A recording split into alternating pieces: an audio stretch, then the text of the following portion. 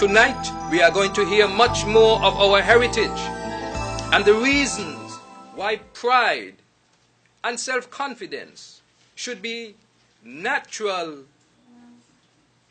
ingredients for the people of St. Kitts and Nevis in particular. I will do 2 poems. First one is Proud to be Black. Blackness is a part of me. The day of my birth made it a reality. This I'm proud to stand and say, I'm glad I was born no other way. I'm not just saying this because I'm prejudiced. I'm only simply amazed why some don't embrace their black heritage. So, don't change your color in your heart. Remember, your black skin will never depart. For this is how it was meant to be. You will always be a part of black history. Thank you. I know a nation. I know a nation who sailed across the lonely seas, far away to foreign lands, chained hands and feet, bruised and battered by master's hands. Yet it rose. I know a nation strong and black, raped of its inheritance, dignity and pride, whose sons and daughters looked down from the auction block and cried for their freedom that was denied. Yet it rose. I know a nation whose family scattered from shore to shore, who worked hard night and day, hearts stained with invisible scars, while freedom beat strongly within their breasts. Yes, this black nation rose. Thank you. On behalf of the Ministry and the Government of St. Kitts and Nevis, heartily welcome our esteemed researcher and lecturer, Mr. Lasconi of the Republic of Congo in Africa, but who I understand grew up and now is based in Paris in France. We are certain that with his extensive academic background in matters relevant to our chosen topic this evening, we should anticipate that he will bring a well-informed perspective on the issue of slavery and the slave trade in his conversation with us tonight, as this lecture series continues to present high-caliber experts and authorities on the topic. I would also like to take this opportunity to commend the National Scientific Slave Route Committee for its continued implementation of these activities that fall within the UNESCO Slave Route Project. This committee is charged with the task of raising national awareness, promoting debate, and helping to build a consensus on the approach to be taken in harnessing the ideas and assets related to the slave trade and slavery. The members of the committee volunteer their services as part of their contribution to national development, and we would wish that you applaud them in their efforts.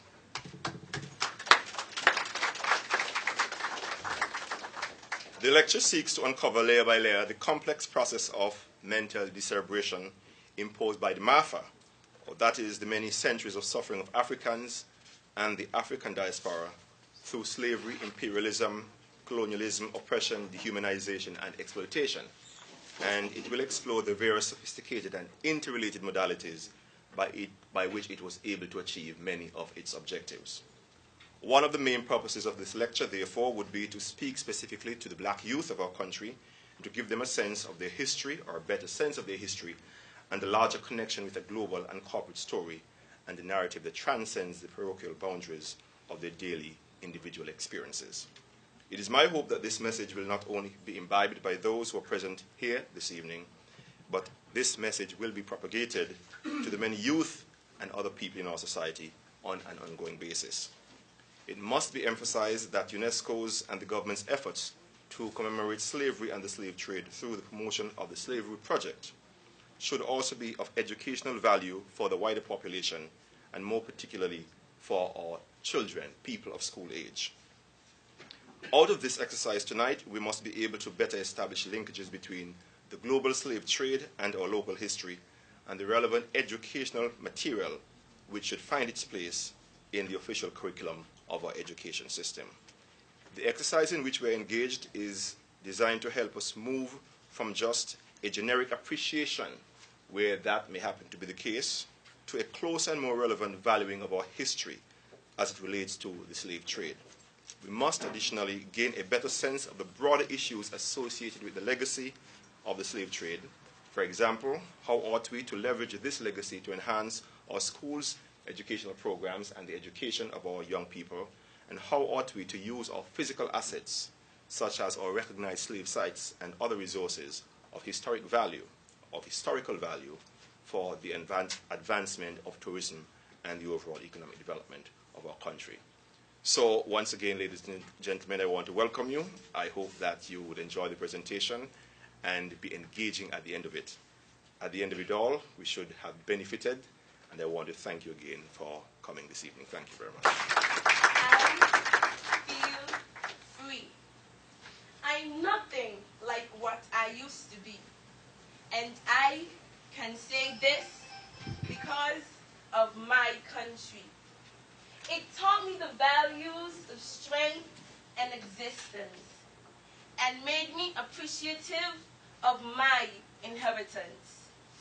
We were once slaves, being beaten and abused, and for our emotions, they misused. We were refrained from solving mysteries and banned from interacting with our communities.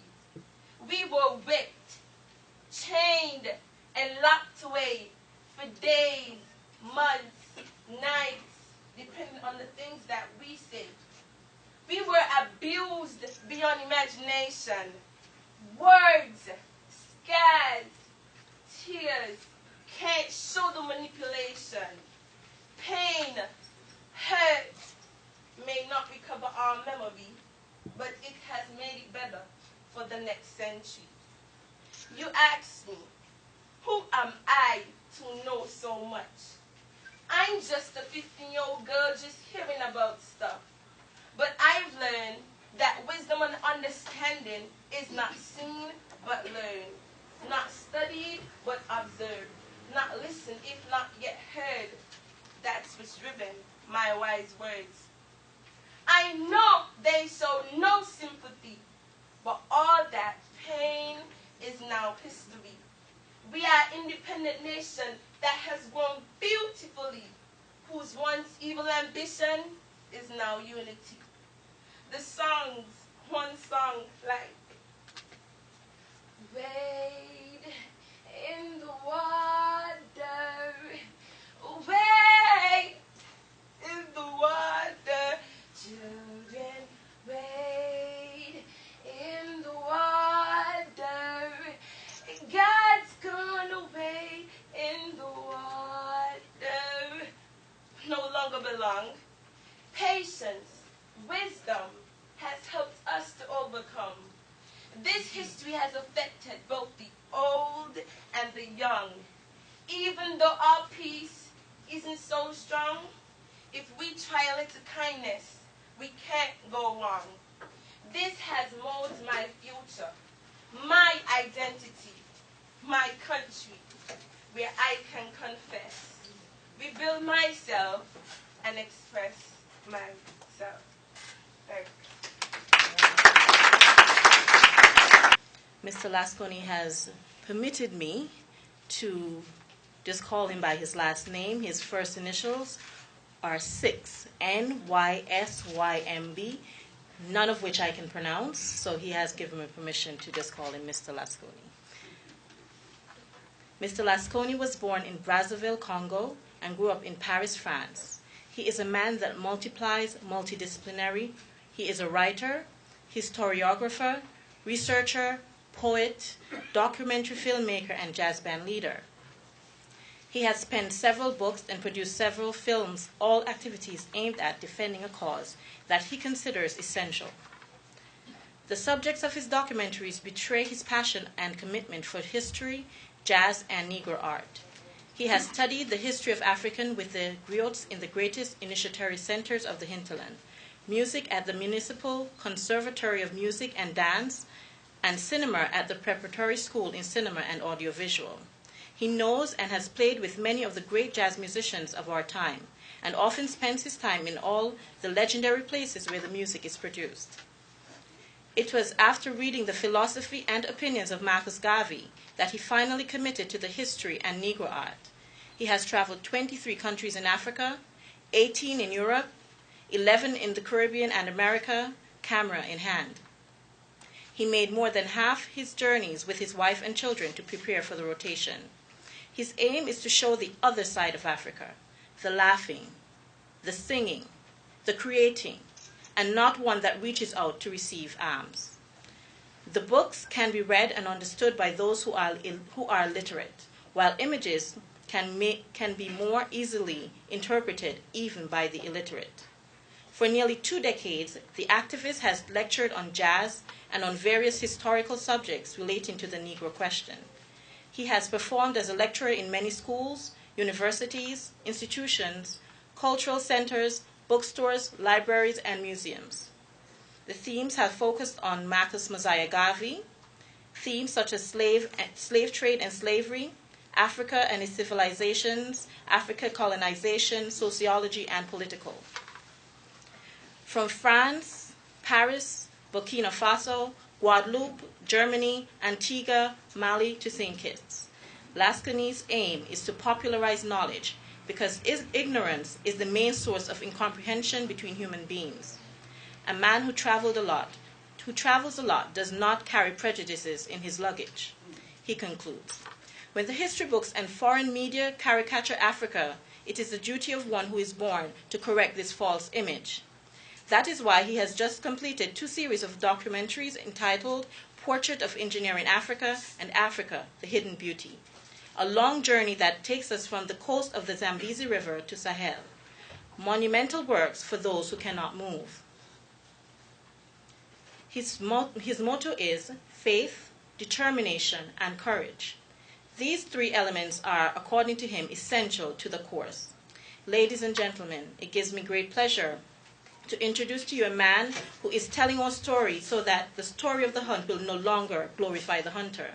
To introduce to you a man who will remind us that we stand tall because we stand on the shoulders of many ancestors before us. Ladies and gentlemen, Mr. Lasconi. His Excellency, Governor, distinguished guests, ladies and gentlemen, good evening. I am honored and pleased to be part of UNESCO Slave Road project as a lecturer. Once again, I would like to thank Mr. Randolph Hamilton, Mr. Lloyd Lazar, Mrs. Helma Richard, and all the members of the UNESCO National Committee for inviting me in the Federation of St. Kitts and Nevis. I am also grateful to all the Kittitian and Nevisian for their hospitality. I feel at home. Well, English is not my first language. I come from Congo-Brazzaville, which is a French-spoken country, but I will do my best to be understood. I knew that people in the West Indies are thirsty of knowledge. It is my duty as an African to bring you clear water because I come from the source. Well, books are full of lies. I brought 6,000 pictures, 500 hours of video, just to show you how beautiful was Africa, how great was the motherland. But I'm disappointed because I have just 1 hour, and it's not enough to show you 500 hours of movies. Because I would like to show you the greatness of the African continent. Many black people, especially in the West Indies, are ashamed about their origin. And I am here to bring you light because the slavery of the mind is worse than the slavery of the body. Marcus Garvey, which I consider to be my spiritual father, said, a people without knowledge of his past history, origins, and culture is like a tree without roots. If you cut your roots, you will fall like a tree. So, I'm not here to preach hatred, but to teach history. Truth hurts the liars, not those who are right. So the European used to claim they went to Africa to buy slaves. When you go to the supermarket, you don't need to bring your gun. If you take gun, you go somewhere, that means you are going to do an hold-up. Am I clear? Yeah. So, the people in the Caribbean, because my wife is from Guadeloupe, so I know the mentality very well. My adoptive mother is from Dominica. So people used to say that it was the African kings who sold their own subject. So I would like to show you the resistance in Africa. And then I will show you the glory of Africa. This is the first money they use in Greece, several centuries ago.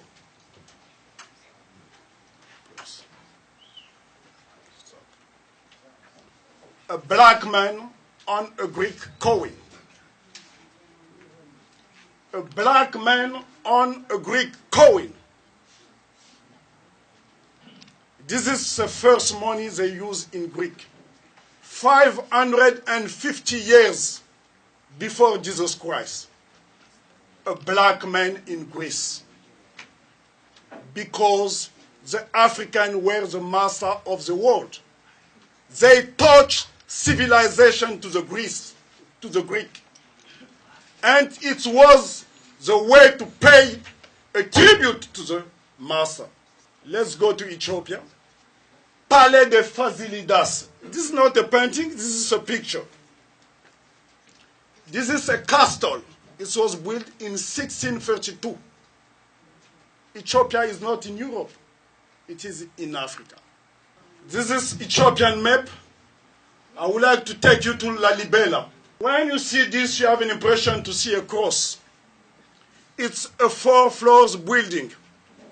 It was built in the 13th century by Emperor Lalibela, a black man like me. 13th century. Nobody knows how they built it. You can see it. You have 11 churches like this in the city of Lalibela, Ethiopia. You have 11 churches. All the 11 churches are linked by a tunnel. This tunnel is very long, 20 kilometers, to reach each church. They said we are wild. We are in Rome, in Italy. When I first visited Italy 25 years ago, I say, wow, it is very beautiful. This monument is called the Assum Obelix. It was stolen by the Italian in 1935 in Ethiopia, when Mussolini decided to invade Ethiopia.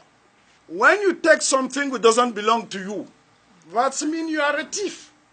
In Africa, in 2005, it was stolen in 1935. They wanted to build churches. This is Maluango, the African king. You have the Portuguese down, like slaves. I found it in the Vatican.